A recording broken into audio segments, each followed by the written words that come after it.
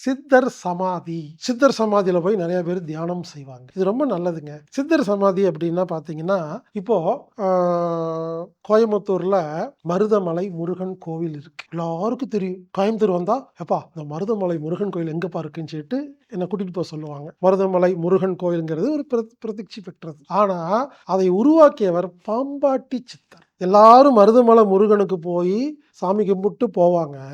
Left சைட்ல அந்த கோயிலுக்கு லெஃப்ட் சைட்ல ஒரு படிக்கட்டு இருக்கும். அதுல இறங்கி போனா பாம்பாட்டி சித்தருடைய குகை இருக்கும். அங்க சில பேர் மட்டும் தான் இந்த லோக்கல் கோயம்புத்தூர்ல இருக்க சில தெரிஞ்சவங்க போவாங்க. இல்ல யாராவது கைட் பண்ணி கூட்டிட்டு போவாங்க. சும்மா ஒரு 50 படி தான். அவரு தான் அத உருவாக்குனவரு. அப்ப சித்தர்கள் என்ன பண்றாங்க, தனது உருவத்தை, தனது பெயரை பெருசா மக்களுக்கு சொல்ல மாட்டாங்க. அவர்கள் இறைவனை உங்களுக்கு காமிச்சுட்டு ஓரமா உட்கார்ந்திருப்பாங்க. பழனி மலை முருகனுக்கு அவ்ளோ பேர் போறாங்க. போகர் என்ற சித்தர் தான் அந்த மலை உருவாக்கினார். அந்த மலை உருவாக்கினார்னா, அங்க வந்து சாமி கும்பிடுற அந்த பழக்கத்தை உருவாக்கினார். இப்படி சித்தர்கள் என்ன பண்ணுவாங்க, நம்ம பேர சொல்லாம தன்னுடைய உருவத்த விட்டுட்டு இறைவனை வழிபடுறதுக்கான ஏற்பாடுகள் செஞ்சுட்டு போயிருவாங்க. இப்படி ஊர்ல நிறைய சித்தர்கள் இருக்காங்க. அவர்கள் நல்ல எண்ணத்தோட வாழ்ந்து மறைந்தவர்கள். அவர்கள் சமாதி, அவர்கள் வாழ்ந்த இடம், அவர்கள் தியானம் செய்த குகை, அகத்தியர் மலை இருக்கு. அதுக்கு நான் போயிட்டு வந்தேங்க. மலை மேல உச்சியில. அவர் தியானம் செய்த இடம். பொதிகை மலை உச்சியிலே புறப்படும் தென்றல்.